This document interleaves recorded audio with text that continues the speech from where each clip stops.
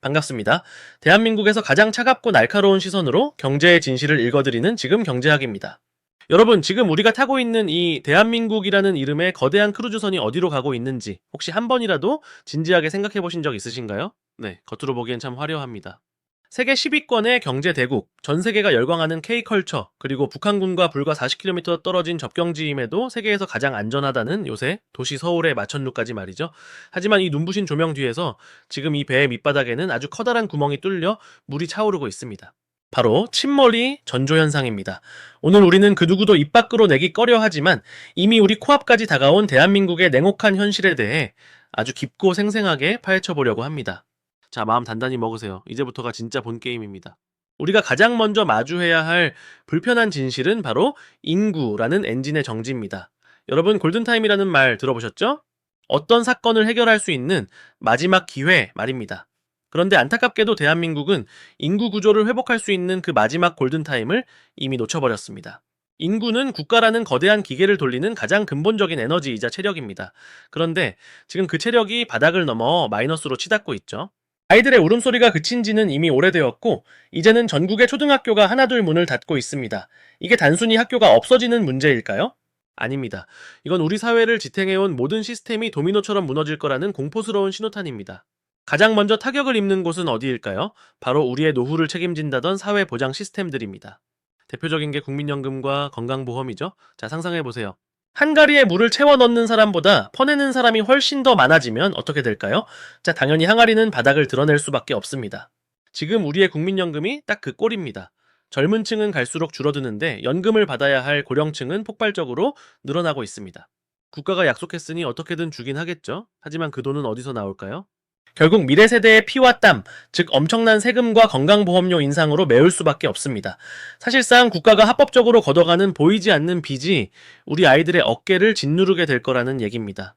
이런 상황에서 우리 내부의 갈등은 마치 역사적으로 절대 화해 불가능한 국가들처럼 극단으로 치닫고 있습니다. 중국이 동아시아 원탑 자리를 뺏겼다는 자존심 때문에 일본을 미워하고 종교적 차이 때문에 인도와 파키스탄이 철천지원수가 된 것처럼 지금 대한민국 안에서도 세대, 성별, 그리고 계급 간에 보이지 않는 전쟁이 벌어지고 있습니다. 배에 물이 차오르면 힘을 합쳐 구멍을 막아야 하는데 우리는 지금 서로를 탓하며 누가 더 많은 물을 퍼내야 하는지를 두고 싸우고 있는 셈입니다. 그럼 경제라도 잘 돌아가면 희망이 있지 않겠냐고요? 여기서 두 번째 위기가 찾아옵니다. 바로 우리 경제의 심장인 제조업의 위기입니다. 대한민국은 누가 뭐래도 제조업의 나라입니다. 반도체, 자동차, 조선 등 수많은 노동자의 땀방울이 지금의 한강의 기적을 만들었죠. 하지만 지금 그 위상이 뿌리째 흔들리고 있습니다. 우리를 바짝 추격하던 중국이 이제는 기술력과 가격 경쟁력 모두에서 우리를 앞지르거나 턱 밑까지 쫓아왔기 때문입니다. 주력 산업이 무너진다라는 건 단순히 공장이 문을 닫는 게 아니라 양질의 일자리가 사라지고 국가의 성장 동력이 멈춘다는 것을 의미합니다. 심장은 멈춰가는데 몸집만 불려온 기형적인 성장의 대가를 이제 치러야 할 시간이 온 것입니다. 자, 상상해보세요. 엔진은 꺼졌고 배 안에는 물이 차오르고 있습니다. 그런데 배의 상층부로 올라가 보면 여전히 화려한 서울이라는 요새가 버티고 있습니다. 서울은 정말 대단한 도시입니다. 북쪽의 위협으로부터 도시 전체를 방어하기 위해 아파트 하나하나가 요새처럼 설계되었고 유사시에는 거대한 장애물 역할을 하도록 만들어졌죠. 심지어 한국의 아파트들은 극한의 겨울 날씨 때문에 모든 창문이 이중창으로 되어 있어 웬만한 화학 공격에도 부분적인 면역을 가질 정도로 전투에 특화되어 있습니다. 하지만 역설적이게도 이 견고한 요새가 우리 젊은이들에게는 거대한 벽이 되어버렸습니다. 서울의 집값은 하늘 높은 줄 모르고 치솟았고 자산을 가진 자와 가지지 못한 자의 격차는 이제 도저히 따라잡을 수 없는 수준까지 벌어졌습니다. 젊은 세대가 결혼을 포기하고 아이를 낳지 않는 이유? 아주 간단합니다. 거대한 콘크리트 사막에서 살아남는 것조차 너무나 벅차기 때문입니다. 그들에게 서울은 자신들을 지켜주는 요새가 아니라 꿈을 가두고 좌절을 먹이는 거대한 감옥처럼 느껴질지도 모릅니다. 상황이 이렇다 보니 지방은 이미 소멸이라는 단어가 현실이 되었습니다. 모든 인프라와 자본이 서울과 수도권으로만 쏠리다 보니 지방의 젊은이들은 살기 위해 고향을 떠날 수밖에 없습니다. 지방이 비어가면 결국 국가의 균형은 깨지고 서울이라는 머리만 비정상적으로 큰 기형적인 국가가 되어버립니다. 하지만 이 비대해진 머리조차도 속은 이미 텅 비어가고 있습니다. 고물가와 저성장의 늪에 빠져 실질적인 구매력은 떨어지고 서민들의 삶은 갈수록 팍팍해지고 있으니까요. 그렇다면 이 침몰하는 크루즈선에서 우리는 어떤 선택을 해야 할까요? 설마 아무 일도 없을 거라며 연주를 계속하던 타이타닉의 악단처럼 현실을 외면하고 계신 건 아니겠죠? 이제는 인정해야 합니다. 우리가 알던 안전하고 평화로운 성장의 시대는 끝났습니다. 이제부터는 진짜 생존의 영역입니다. 자, 이제 우리는 배의 가장 화려한 구역인 상층 갑판으로 올라가 보겠습니다. 그곳엔 우리가 그토록 맹신해온 서울 부동산이라는 거대한 성체가 버티고 서 있습니다. 많은 사람이 묻습니다. 왜 한국인은 이토록 아파트에 집착하느냐고 말이죠. 사실 그 이면에는 우리가 미처 깨닫지 못한 아주 차갑고도 정교한 설계가 숨어 있습니다. 지금 경제학이 그 요새의 민낯을 파헤쳐 드립니다. 여러분, 서울은 태생부터가 전쟁을 위해 만들어진 요새 도시입니다. 조선시대부터 풍수지리적으로 방어에 최적화된 명당기였던 이곳은 휴전 이후 뼛속까지 요새화되었습니다. 우리가 매일 드나드는 아파트 단지들을 위성사진으로 보면 아주 수상한 각도로 늘어서 있는 것을 볼 수 있는데, 이는 계획 단계부터 군사적 목적을 담아 설계되었기 때문입니다. 유사시 아파트 단지 그 자체가 거대한 장애물이자 킬존이 되는 것이죠. 심지어 한국 아파트의 상징인 이중창은 혹독한 겨울 날씨 때문이기도 하지만 화학 공격에도 부분적인 면역력을 갖게 해줍니다. 하지만 여기서 우리는 아주 잔인한 역설을 마주하게 됩니다. 외부의 적을 막기 위해 철근 콘크리트로 지은 이 단단한 요새들이 이제는 우리 젊은 세대의 미래를 가로막는 거대한 감옥이 되어버렸다라는 사실입니다. 서울 구도심의 남산터널이 40만 명을 수용할 수 있는 거대한 방공호 역할을 하고, 지하철역들이 핵폭탄조차 버틸 수 있는 지하전선을 형성하고 있지만 그 안에서 살아가는 사람들의 경제적 삶은 마치 멜의 구멍이라 불리는 끝을 알 수 없는 미스터리한 구덩이에 빠진 것과 같습니다. 미국 워싱턴주의 멜 워터가 발견했다라는 그 구멍은 아무리 쓰레기를 던져 넣어도 차지 않았고 5km가 넘는 낚싯줄을 내려도 바닥에 닿지 않았다고 하죠. 지금 우리의 부동산 시장이 바로 그렇습니다. 영혼까지 끌어모은 대출과 온 가족의 노후 자금을 쏟아부어도 결코 채워지지 않는 거대한 부채의 구덩이 말입니다. 우리는 이 요새가 우리를 지켜줄 것이라 믿고 전 재산을 던져 넣었지만 정작 돌아오는 것은 죽은 애완견이 살아 돌아왔다는 허무맹랑한 소문처럼 실체 없는 자산 가치의 환상일지도 모릅니다. 이런 상황에서 우리 경제의 심장인 제조업은 어떻습니까? 지금 대한민국은 글로벌 경제 전쟁터에서 마치 400년간 원수지간이었던 그리스와 터키처럼 처절한 자존심 싸움을 벌이고 있습니다. 오스만 제국에게 멸망당했던 그리스가 독립 후에도 터키와 에게해의 섬들을 두고 끊임없이 충돌하는 것처럼 우리는 중국이라는 거대한 이웃과 반도체, 자동차, 배터리라는 기술의 영토를 두고 한 치의 양보도 없는 전쟁을 치르고 있죠. 문제인 우리를 바짝 추격하던 중국이 이제는 단순한 모방을 넘어 마치 브라질과 아르헨티나가 우루과이를 두고 전쟁을 벌였던 것처럼 우리 주력 산업의 심장부를 직접 겨냥하고 있다라는 점입니다. 우리가 지리적 이점과 풍수지리적 명당에 취해 안주하는 사이 저들은 이미 우리의 기술력을 추월하거나 턱 밑까지 쫓아왔습니다. 만약 우리가 이 기술 주권을 뺏긴다면 서울이라는 화려한 요새는 그저 텅 빈 유령 도시가 될 뿐입니다. 1816년 지도에는 분명히 존재했지만 실제로는 망망대해뿐이었던 샌디 섬처럼 말이죠. 더 비극적인 것은 이 좁고 답답한 콘크리트 수조 속에서 살아가는 우리들의 모습입니다. 여러분, 나사의 지원을 받아 돌고래와 소통하려 했던 피터의 이야기를 기억하시나요?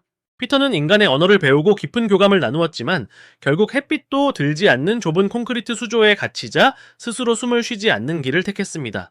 지금 대한민국의 청년들이 바로 그 피터의 모습과 닮아 있습니다. 수십만 채의 마천루와 거대 쇼핑센터가 도배된 콘크리트 사막 서울에서 그들은 생존을 위해 처절하게 경쟁하지만 정작 사랑을 나누고 아이를 낳았기를 정서적 공간은 잃어버렸습니다. 사랑하는 사람과 이별하고 차가운 수조에 남겨진 돌고래가 상심을 견디지 못해 죽음을 택한 것처럼 우리 청년들도 이 비정상적인 요새 도시의 높은 벽에 부딪혀 삶의 의지를 잃어가고 있는 건 아닐까요? 인구 구조가 무너지고 경제의 엔진이 꺼져가는데도 우리는 여전히 서울 불패라는 신화를 붙잡고 있습니다. 마치 아일랜드 대기근 당시 영국 정부가 100만 명의 아일랜드인이 굶어 죽어가는 것을 외면했던 것처럼 우리 사회의 기득권 시스템도 무너져가는 미래 세대의 비명을 애써 무시하고 있는지도 모릅니다. 하지만 기억하십시오. 15모 높이의 오버톤 다리에서 개들이 영문도 모른 채 뛰어내리는 데에는 밍크의 배설물 냄새나 지형적 혼란 같은 원초적인 이유가 있었습니다. 지금 우리 사회에서 벌어지는 비정상적인 징후들, 역대 최악의 저출산, 폭발적인 가계부채, 그리고 극단적인 혐오 갈등 역시 결코 우연이 아닙니다. 이 배의 밑바닥에서 올라오는 썩은 냄새를 맡은 이들이 본능적으로 탈출을 시도하고 있는 것입니다. 자, 이제 배는 점점 더 가파르게 기울고 있습니다. 화려한 요새 서울의 불빛이 언제까지 우리를 지켜줄 수 있을까요? 다음 파트에서는 이 침몰하는 대한민국이라는 전장에서 국가나 시스템이 아닌 오직 나를 지킬 수 있는 마지막 생존 전략에 대해 말씀드리겠습니다. 자, 이제 우리는 이 거대한 침몰의 현장에서 어떻게 살아남을 것인가 하는 가장 현실적이고도 절박한 질문 앞에 서 있습니다. 대한민국이라는 배는 이미 물리적인 한계를 넘어서고 있습니다. 서울은 미군조차 점령하기 힘들 만큼 견고한 요새로 재건되었고 아파트 단지는 그 자체로 거대한 장애물이자 방어막입니다. 하지만 이런 물리적인 철옹성이 우리를 지켜주는 시대는 끝났습니다. 보이지 않는 경제적 해일과 인구 절벽이라는 쓰나미 앞에서는 콘크리트 벽도 무용지물이기 때문입니다. 우리가 가장 먼저 배워야 할 생존 기술은 지도의 배신을 알아차리는 것입니다. 구글 어스에도 당당히 표기되어 있었고 각국 지도에 등재되어 있었지만 실제로는 존재하지 않았던 샌디섬처럼 우리가 믿어왔던 시스템의 약속들이 어느 날 갑자기 사라질 수 있다는 사실을 받아들여야 합니다. 1876년부터 항해사들이 당연하게 존재한다라고 믿었던 섬이 사실은 유령섬이었던 것처럼 이제 국민연금이나 건강보험 같은 사회적 약속도 우리가 막상 필요로 할 때 그 자리에 없을지 모릅니다. 그러니 이제는 공인된 지도, 즉 국가가 정해준 정답지에만 의존해서는 안 됩니다. 스스로 항로를 개척하고 나만의 생존 좌표를 찍어야 합니다. 그렇다면 구체적으로 무엇을 해야 할까요? 첫 번째는 자산의 요새화가 아닌 이동성을 확보하는 것입니다. 우리는 그동안 서울이라는 요새 안에 아파트라는 성체를 쌓는데 혈안이 되어 있었습니다. 하지만 성벽이 너무 높으면 위급할 때 탈출하기가 힘든 법이죠. 이제는 한 바구니에 모든 달걀을 담는 위험한 도박을 멈춰 먹어야 합니다. 마치 화해 불가능한 국가들이 서로를 견제하며 각자의 힘을 기르듯 우리도 원화 자산에만 모든 것을 걸 것이 아니라 자산의 포트폴리오를 다변화해야 합니다. 국가의 운명과 나의 운명을 어느 정도 분리하는 작업, 그것이 각자 도생의 첫걸음입니다. 두 번째는 나만의 대체 불가능한 기술을 갖추는 것입니다. 150점의 작은 키로 수십 톤의 산호석을 혼자 옮겨 코랄캐슬을 지은 에드워드 리즈칼린을 기억하시나요? 그는 남들이 모르는 자신만의 자기장과 전기, 그리고 중력의 비밀을 활용해 기적같은 건축물을 만들어냈습니다. 이처럼 시스템이 무너진 세상에서 나를 증명해줄 수 있는 건 학벌이나 직함이 아니라 어디서든 살아남아 나만의 성을 지을 수 있는 독보적인 실력입니다. 7년에 한 번씩만 나타난다는 신비의 섬 브라실처럼 남들이 보지 못하는 기회를 포착하고 그것을 현실로 만들어낼 수 있는 능력을 길러야 합니다. 세 번째로 가장 중요한 것은 바로 정신적 방어력입니다. 수컷 돌고래 피터의 비극을 잊지 마세요. 인간과 깊이 교감하며 언어를 배우기까지 했던 영리한 동물이었지만 사랑하는 존재와 격리되어 차가운 콘크리트 수조에 갇히자 스스로 숨을 쉬지 않는 길을 택했습니다. 네, 우리 사회도 마찬가지입니다.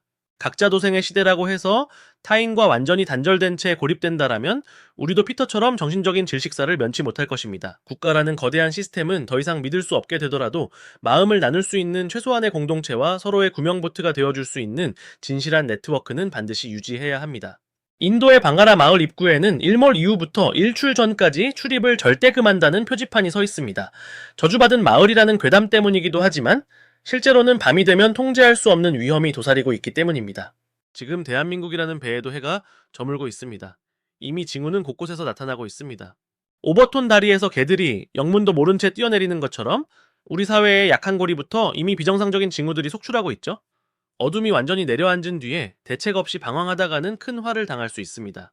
자, 여러분, 이제 결론을 맺을 시간입니다. 우리는 지금 거대한 역사의 변곡점 위에 서 있습니다.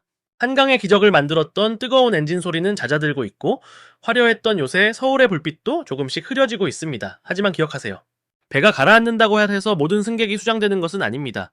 미리 구명조끼를 챙기고 보트를 내릴 위치를 파악하며 파도를 읽는 법을 익힌 사람들은 반드시 새로운 땅에 발을 내딛게 될 것입니다. 우리는 그동안 너무나 견고한 시스템 속에서 보호받으며 살아왔습니다. 그래서 이 침몰이 더 두렵고 믿기지 않을지 모릅니다. 하지만 멜의 구멍처럼 끝이 보이지 않는 깊은 절망 앞에서도 누군가는 그 구멍의 실체를 파악하고 살아남을 방법을 고민합니다.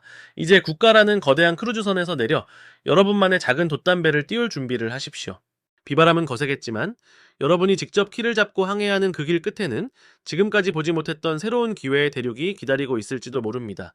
세상이 우리를 속일지라도, 지도가 우리를 배신할지라도 끝까지 나 자신을 믿고 나만의 생존 방정식을 풀어나가시길 바랍니다.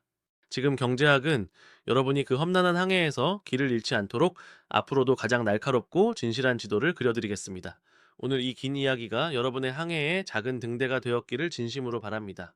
여러분의 건승을 빕니다. 지금까지 경제학이었습니다. 긴 시간 함께 해주셔서 감사합니다.